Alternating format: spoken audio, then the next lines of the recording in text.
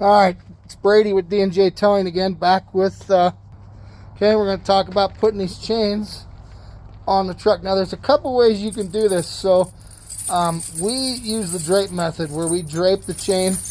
Okay, oh, look how nice those chains are. He got them out. They're not tangled. We got them on the bed. So he's going to use the drape method. And that's where you're going to drape it. Okay, and then we're going to get it so you can either back up or drive forward onto the chains.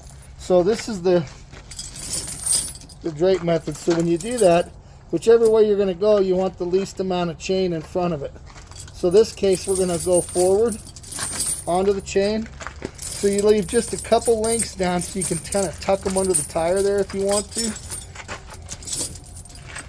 Okay. Good. Alright, now Skyler's going to start the truck up and run over him. While he's doing that, I'm going to show you. Again, you want these hooks up. You don't want them down, otherwise they're not going to tighten on the tire right. Okay, so hooks up. Chain looks pretty good. You can also look from here if you have any tangles. And while you're here, okay, you can straighten these chains up on the tire. Now he's going to drive over it.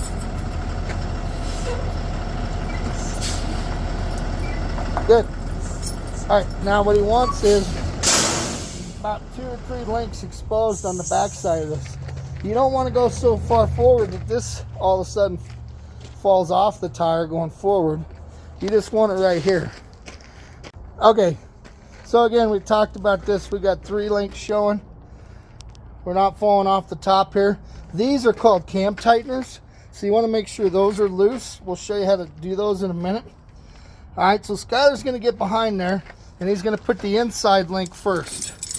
So before he straightens that too much, he's going to get it back. We're going to hook the inside. Now we want to make sure this time on these chains we've got them fitted for the truck, so it goes on that last link.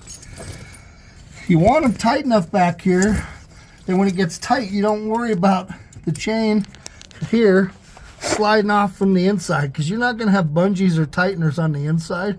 So if you're too loose on the inside of the tire, then this could come up over the top of the tire just like this and fall right off. So you want to be just tight enough on the inside that you're not going to need tighteners. Okay, then on the outside, same thing. Now we're going to put our tighteners and stuff to it and get it tightened down. Now this crazy hook here, you can do a couple things with it. First, you can just get it started there. That way you can pull on it and drag on it and try and pull that chain tight. So Skyler can walk the chain a little and he can pull on that and it sort of holds it. That is not where that goes in the final put together. Once you get it where you want it, he's going to go through there. It slides up to the neck. Okay, now in this case we have enough room to get it in without a problem, but there's a tool that you can use, okay, to help you get that in position to slide that over there. Okay, and then when Skyler pulls the tool, now that link is up in the saddle, it goes down, and that little piece there is what hooks in there. That is how it's supposed to be. I see so many people use just the front of that and it comes off, so that's tight. Now you may not get all these cams tightened. We're going to tighten the cams next.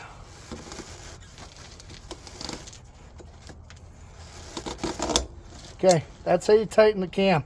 Now once we start driving and you go a mile or two, you need to pull over and recheck all this stuff, because what will happen is we're not going to get the rest of these cams tight because the chain's too tight on the tire. But once it moves a little bit, once it wears out, once you get down the road, that chain's going to get settled in where it belongs, and you might still be able to get 2 or 3 more cams tightened. Always, for us as a company, we throw 2 bungees then on every tire, because sometimes those cam tighteners come undone. Sometimes the chain just gets worn down and stretched out from driving on it. But we always throw 2 bungees per chain, and Skyler will throw 1 for you. And this just helps keep them tight. Again, remember, you don't want these coming off sliding over the top of your dual and getting tangled in between your dualies, because then it's really crappy. Remember, it's 4 inches of snow, it's 15 degrees, it's cold out, right? So there's one bungee like that. So we just get them tightened. That way if anything comes loose, the bungees always maintain it and keep it tight. All right. Additionally, on the tow trucks, check these, make sure they're tight, stop again and check them.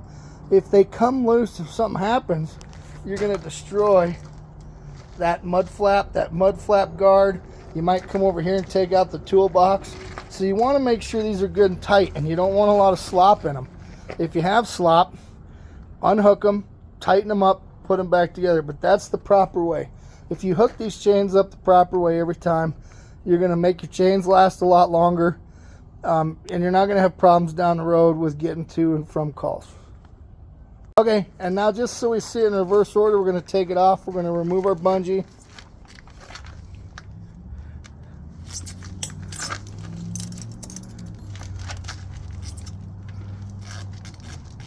We're going to untighten any of the cams that might be tight. For example, that one. Now these are new chains, so as these break in, more of the cams will be able to be tightened. But that's loose now. Make sure when you put these away that all your cams are loose, because again, when you need these and you go to deploy them, you don't want to be messing around in the snow and ice trying to get these cams and stuff done. All right, so Skyler's going to do reverse order. He's going to unhook this guy, so he's just going to push it into the link a little bit, slide that off, and then he can pull that, and then he can reach in between the wheel. He can drop that side. All right, again, keep everything straight, then come up here and undrape the chains, and I pull them a little bit to the side so that, you know, in case you want to drive forward or go backward, whatever, I pull them a little bit to the side. So Skyler's going to pull off the chain.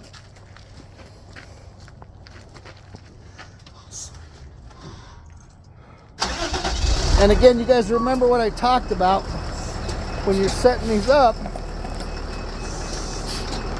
You're setting these up so that when they're laying on the ground, you see the back of those cross chains.